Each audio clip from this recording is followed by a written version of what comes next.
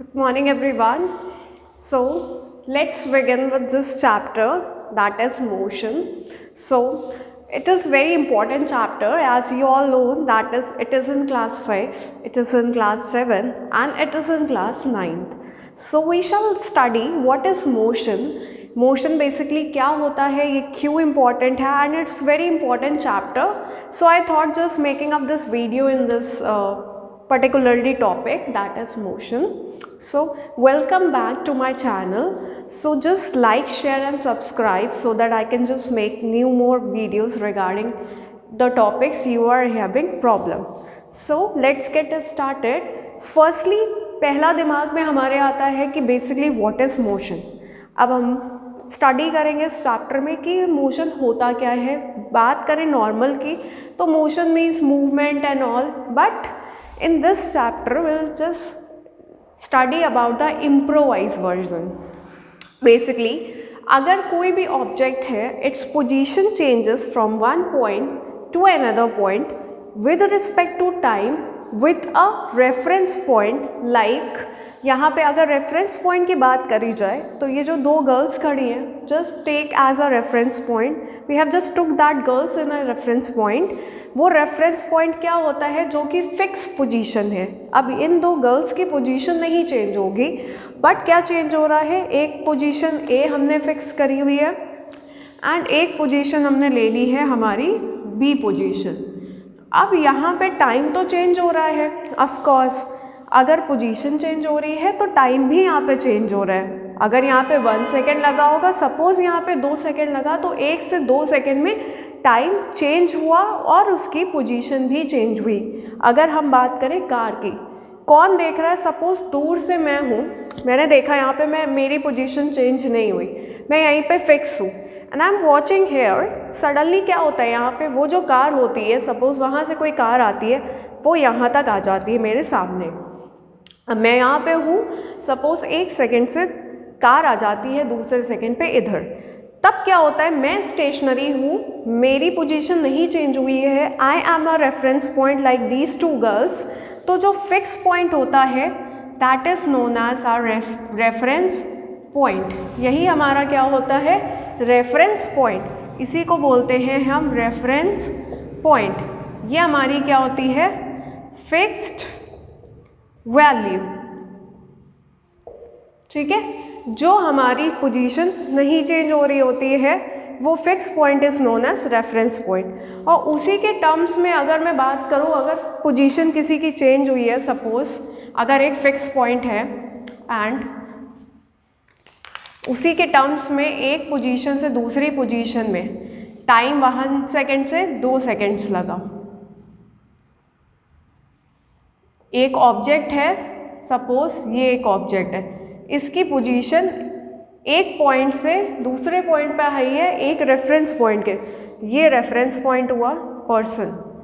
तब हम उसको क्या बोलते हैं कि ऑब्जेक्ट ने क्या किया है, इस ऑब्जेक्ट ने क्या किया, मोशन किया. कैसे मोशन किया, इस रेफरेंस पॉइंट के टर्म में एक ऑब्जेक्ट ए की पोजीशन से बी पोजीशन चेंज हुई विद रिस्पेक्ट टू टाइम, उसको हम लोग बोलते हैं मोशन. Is that clear? अब मोशन तो हमें समझ में आया कि हाँ चलो ठीक है कि रेफरेंस पॉइंट और टाइम के साथ साथ अगर एक पोजीशन से दूसरी पोजीशन पे ऑब्जेक्ट की अपनी जगह चेंज हो रही होती है तो उसको हम बोलते हैं कि ऑब्जेक्ट ने क्या किया, मोशन. अब टाइप्स ऑफ मोशन की बात करते हैं कि कितने टाइप्स के होते हैं. सो 2 बेसिकली टाइप होते हैं इनके. एक हमारा होता है यूनिफॉर्म और एक हमारा होता है non uniform motion. Uniform motion की बात करूँ तो अगर हमें पता है 2 एक्सेस होती है, एक एक्स एक्सेस है, एक वाई एक्सेस है. यहाँ पे क्या होता है, डिस्टेंस, यहाँ पे हमने ले लिया टाइम एक्स एक्सेस पे. अगर फिक्स क्वांटिटी आती है, फिक्स मतलब d/t से हमको क्या मिलता है, स्पीड. तो अगर फिक्स वैल्यू आई है, फिक्स क्वांटिटी आती है, तो ग्राफ हमेशा कैसे आएगा, स्ट्रेट लाइन. हमेशा ग्राफ में हमको मिलेगा स्ट्रेट लाइन, जैसे यहाँ पे मिला है. तो इस स्ट्रेट लाइन का ग्राफ को हम क्या बोलते हैं, यूनिफॉर्म मोशन. क्योंकि ये लगातार फिक्स वैल्यू दे रहा है, रेशियो फिक्स दे रहा है, इसीलिए इसको बोलते हैं यूनिफॉर्म. क्योंकि ये नहीं चेंज हो रहा, इसीलिए मोशन क्यों, क्योंकि ये क्या हो रहा है, डिस्टेंस वर्सेस टाइम का ग्राफ है तो मोशन आ रहा है।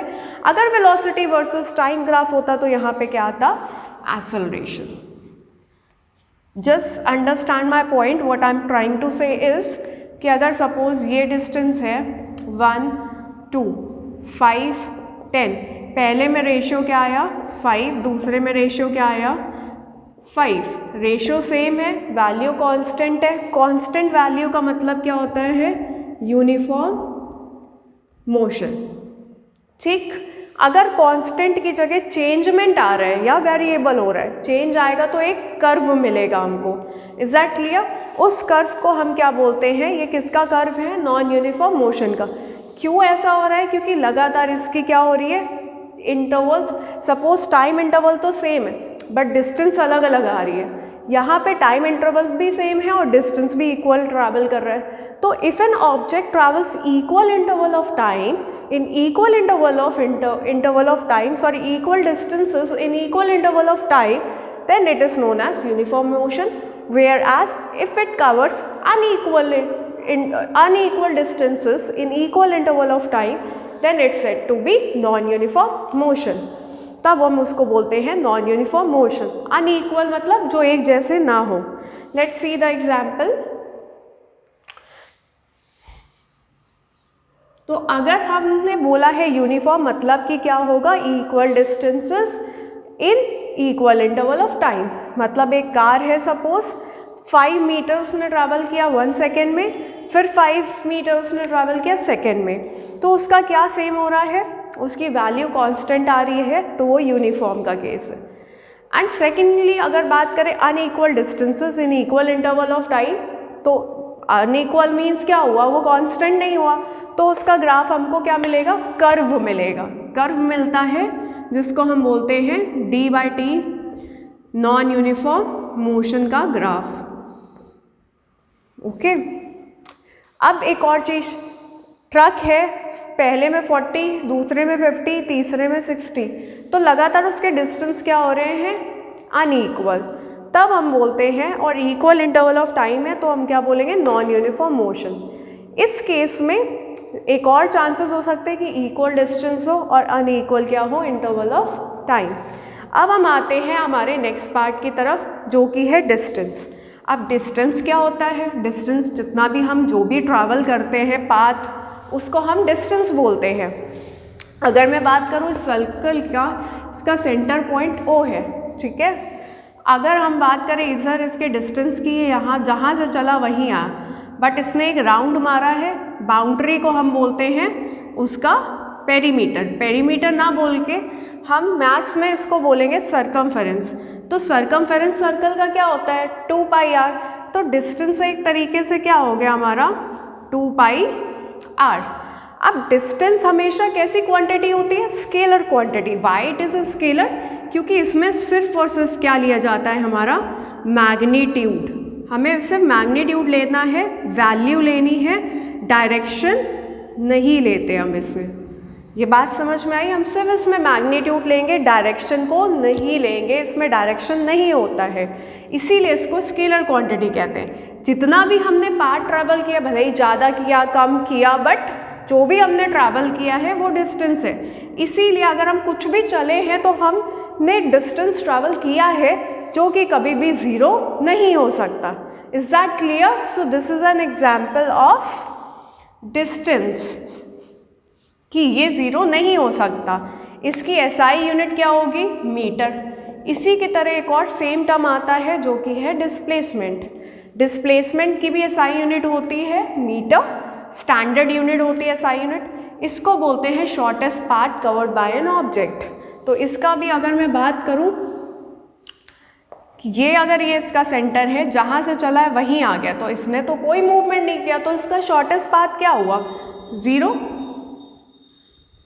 क्यों? क्योंकि ये जहाँ से चला है, A पॉइंट से चला है, अगेन B पॉइंट, दोनों सेम है, तो क्या हो गया, ये डिस्प्लेसमेंट इसका zero. If an object start moving at a point and stops at the same point, its displacement is 0. तो displacement can be 0 because it is the shortest path covered by the object. तो ये 0 हो सकता है, distance 0 नहीं हो सकता. दोनों की SI यूनिट सेम होती है. फ़र्क क्या है, ये वेक्टर क्वांटिटी है बिकॉज इसमें क्या लेते हैं हम, वैल्यू भी लेते हैं, मैग्नीट्यूड जो कि होता है, साथ ही साथ उसका डायरेक्शन भी. तो इसको वेक्टर क्वांटिटी इसलिए बोली जाती है बिकॉज इसमें दो चीज़ें देखते हैं हम. मैग्नीट्यूड हो गया, मैग्नीट्यूड होता है हमारा वैल्यू, सेकेंड चीज़ होगी हमारी डायरेक्शन. तो इन दोनों चीज़ों को मिला के बात करें तो ये हमारा क्या होती है, वेक्टर क्वांटिटी. स्केलर में सिर्फ एक क्वांटिटी लेते हैं जो कि है वैल्यू. तो इन दोनों को मिला के हम बोलेंगे वेक्टर क्वांटिटी. नेक्स्ट पार्ट पे आते हैं जो कि हमारा स्पीड. अब स्पीड क्या होता है, जितना भी हमने डिस्टेंस ट्रैवल किया है पर यूनिट टाइम, क्योंकि हमने पढ़ रखा है स्पीड इनटू टाइम. तो डिस्टेंस होता है स्पीड इनटू टाइम. टाइम क्या होगा, डिस्टेंस अपॉन, सॉरी टाइम नहीं, ना कि हमें स्पीड चाहिए तो हम स्पीड को यहीं रखेंगे, टाइम को ट्रांसपोज करा देंगे, दूसरी साइड जाके डिवाइड होगा. तो distance upon time is known as speed. अब इसके SI यूनिट क्या होगी, मीटर पर सेकेंड. क्यों मीटर पर सेकेंड, क्योंकि आपको पता है कि डिस्टेंस मीटर में होता है और टाइम सेकेंड में होता है. तो इसको अपॉन में हम ऐसे लिख सकते हैं या फिर मीटर पर सेकेंड ऐसे भी लिखा जा सकता है. तो इस SI यूनिट इज मीटर पर second. It is also a scalar quantity, very obvious. अगर डिस्टेंस स्केलर है, टाइम स्केलर है, तो ये भी क्या होगा, स्केलर क्वांटिटी. अब आते हैं इसी की जैसे सिमिलर टर्म वेलोसिटी पे. अगर डिस्टेंस की जगह मैं बात करूँ, यहाँ पे ले लो अगर आप डिस्प्लेसमेंट, क्योंकि ये भी होता है ना फिजिक्स के टर्म में शॉर्टेस्ट पाथ, तब डिस्प्लेसमेंट अगर आते ही स्पीड नहीं रहेगा, वो क्या हो जाएगा, वेलोसिटी में कन्वर्ट हो जाएगा. वेलोसिटी वेक्टर है बिकॉज इसमें क्या होता है, मैग्नीट्यूड और डायरेक्शन. ऑफ कोर्स क्योंकि डिस्प्लेसमेंट भी एक वेक्टर क्वांटिटी है, तो it is also a vector quantity. अब इसके दो टाइप, इनिशियल और फाइनल. इनिशियल मतलब जिसको हम यू से रिप्रेजेंट करते हैं, जहाँ से चला होता है. फाइनल मतलब वी, मतलब अगर स्पीड किसी गिवन डायरेक्शन में है तो वो डायरेक्शन आते ही वो वेलोसिटी में लिख लिया जाएगा. आप लोग उसको स्पीड नहीं लिखोगे, क्या लिखोगे वहाँ पे, वेलोसिटी. अब अगर स्पीड है, उसमें कोई वैल्यू गिवन है, कोई डायरेक्शन नहीं, तब हम उसको क्या बोलते हैं, स्पीड. तो ये तो स्पीड है, बट अगर ये डायरेक्शन के साथ आती है तब हम इसको स्पीड ना बोल के क्या बोलेंगे, वेलोसिटी. ओके. इसकी भी SI यूनिट सेम होगी, मीटर पर सेकेंड, क्योंकि चेंजमेंट कहाँ पे आ रहा है, इसके डी पे, डिस्टेंस पे, जो कि डिस्टेंस ना रह के क्या हो जाता है, डिस्प्लेसमेंट. अब चलते हैं next part, that is time पे. टाइम क्या होता है, distance travel per unit time. अब यहाँ पे टाइम को यहाँ रखो, स्पीड को इधर भेज दो, तो हमारा क्या हो जाएगा, टाइम आ जाएगा. ठीक है. टाइम की SI यूनिट क्या होती है, सेकेंड में होती है. ओके. तो फॉर्मूला वही है, बस हमने क्या किया, इसको ट्रांसपोज कर दिया. तो हम इसको क्या बोलेंगे, टाइम. टाइम की SI यूनिट होती है सेकेंड. ठीक है. तो it's distance travel per unit time, ये हमने फॉर्मूले से निकाला. There are two types, different types of clocks to measure the time. जैसे पुराने टाइम पे भी हम यूज़ करते थे, सनडाइल हो गया, सैंड वाला हो गया. सैंड वाली पिक्चर अभी आपने देखी, ग्लास में सैंड फिल कर देते हैं तो वो नीचे आती है, तो उससे टाइम मेज़र करते थे. बड़े बड़े डाइल्स बनाते थे, सन की डायरेक्शन से टाइम निकालते थे, तो वो सनडाइल हो गया. तो ये तो जस्ट नॉर्मल सी बात है. वाटर क्लॉक में पानी की मार्किंग करी हुई है, पानी जैसे जैसे फ्लो करेगा नीचे, तो उस मेथड से भी टाइम निकाला जाता था. अब आते हैं हम नेक्स्ट पार्ट पे, वो है एक्सेलरेशन. सो सबसे मेन, सबसे इम्पॉर्टेंट, एक्सेलरेशन क्या होता है, change in velocity with respect to time. तो अगर चेंज इन वेलोसिटी लिखे हम लोग और ये टाइम के साथ चेंज हो रहा है, तो एक क्वांटिटी आ जाती है जिसको हम एक्सेलरेशन बोलते हैं, denoted by A, v minus U by T. आपने पढ़ा है v है final velocity and u is initial velocity. तो v इज फाइनल वेलोसिटी और ये दो टाइप की होती है. जैसे हमने यहाँ पे पढ़ा था, याद होगा आपको कि दो वेलोसिटी होती है, एक होती है हमारी इनिशियल वेलोसिटी और एक हमारी होती है फाइनल वेलोसिटी. तो there are two types of velocity, final v minus U, क्योंकि हम लोग चेंज निकालते हैं हमेशा फाइनल माइनस इनिशियल से, तो चेंज कभी भी आएगा तो फाइनल माइनस इनिशियल, तो चेंज इन वेलोसिटी मतलब final velocity minus initial velocity, तो उसी से चेंज आएगा। And change in velocity with respect to time हम इसको बोलते हैं एक्सेलरेशन। इसकी एसआई यूनिट होती है मीटर पर सेकेंड का स्क्वायर, स्क्वायर ऊपर लगेगा सेकेंड में, ओके, यहाँ पे मीटर पर सेकेंड स्क्वायर। इसको अगर हम एक्सपोनेंट के फॉर्म में देखें तो माइनस का 2 भी लिख सकते हैं। ये लिखने का मेथड आप कैसे भी लिख सकते हो, ओके। नेगेटिव एक्सेलरेशन, कहीं पे चला रहे हो गाड़ी, एकदम से आपने देखा कुछ स्टोन आ गया तो आपने एकदम से ब्रेक मार दिया, अब उस ब्रेक लगने की वजह से क्या हो गया, एक्सेलरेशन नेगेटिव हो गया, मतलब लगातार वेलोसिटी बढ़ रही थी या फिर डायरेक्शन चेंज हो रही थी टाइम के साथ, तो एक्सेलरेशन तो आ गया उसमें। अब नेगेटिव एक्सेलरेशन को ही हम क्या बोलते हैं, retardation. The term is retardation. अगर आपने रिटार्डेशन लिखा है तो आप माइनस साइन नहीं लोगे, अगर आपने रिटार्डेशन नहीं लिखा है तो acceleration is denoted by minus value of acceleration. Is that clear? तो change in velocity with respect to time is known as acceleration. इसके भी 2 टाइप्स होते हैं, यूनिफॉर्म या नॉन यूनिफॉर्म एक्सेलरेशन। अब वेलोसिटी का टाइम ग्राफ बनाते हैं अगर, क्योंकि वेलोसिटी और टाइम के साथ चेंज होने पे जो क्वांटिटी आती है वो होता है एक्सेलरेशन। अगर ये फिक्स होता है equal interval of velocity equal interval of time, तो इसको बोलते हैं यूनिफॉर्म एक्सेलरेशन। और अगर ये चेंज होता है इक्वल इंटरवल ऑफ टाइम के साथ, अनइक्वल वेलोसिटी आ रही है, चेंज हो रही है लगातार, तब बोलते हैं नॉन यूनिफॉर्म एक्सेलरेशन। ठीक है, तब हम बोलेंगे नॉन यूनिफॉर्म एक्सेलरेशन। लास्ट आता है, अब 3 इक्वेशन है मोशन की, इसमें स्क्वायर सही से नहीं लिखा है, I am just writing here. पहली है v is equal to u plus a t, पहली equation is v is equal to u plus a t. दूसरी है s is equal to u t plus half का a t का square. Third है v square minus u square is equal to 2as। और आप ऐसे भी लिख सकते हो v स्क्वायर माइनस वहाँ जाके plus U square plus 2as, where v is final velocity discuss किया अभी हमने, u is initial velocity, a is acceleration, t is time, s is distance, ठीक है, या फिर displacement, u is initial velocity, t is time, half constant होता है, a acceleration, t time है जिसका स्क्वायर लगा हुआ है। v minus u square is equal to 2as, 2 हमें पता है, a एक्सेलरेशन, s डिस्टेंस या displacement, v final velocity, u initial velocity, minus value उधर जाके क्या हो जाएगी प्लस, तो v square is equal to u square plus 2as, जहाँ पे a is acceleration, s is distance और displacement, you can write down. तो हमारा ये था बेसिक पार्ट ऑफ मोशन।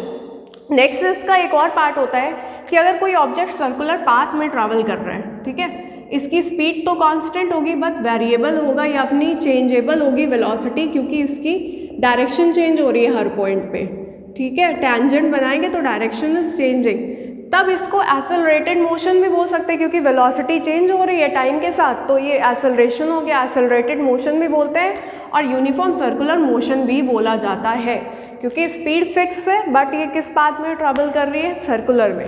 इस केस में वेलोसिटी निकालते हैं 2πr, क्योंकि डिस्टेंस अपॉन टाइम, डिस्टेंस है 2πr और टाइम है हमारा t।